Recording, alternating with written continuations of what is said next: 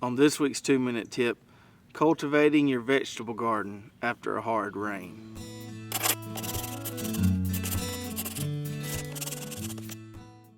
So you get a couple days of hard rain, a couple inches or so, or maybe even 5 inches like we got last week, and it completely levels out your garden soil and packs it all down. Now this can be an issue for a couple different reasons. The first one being weed control. That compacted or flattened soil is ideal for weed germination. If we keep that top couple inches of soil cultivated nicely, those weeds aren't going to be able to germinate there. But if we let it get flattened and compacted, we're going to provide a prime habitat for weeds. And the second reason is soil crusting.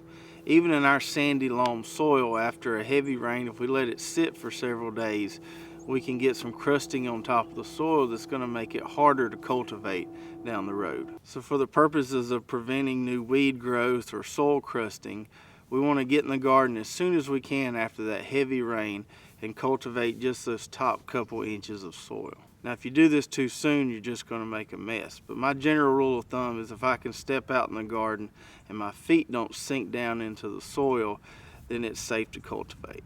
My preferred weapon of choice for this is the single wheel hoe with the 3 cultivator teeth, and I can go through there and just scratch the surface and break up that soil crust and cultivate just that first couple inches of soil.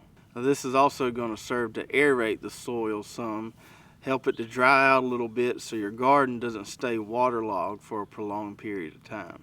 Now the wheel hoe is the perfect tool for this. If you were to get in here with a tiller or a tractor, you're probably just going to make a big mess.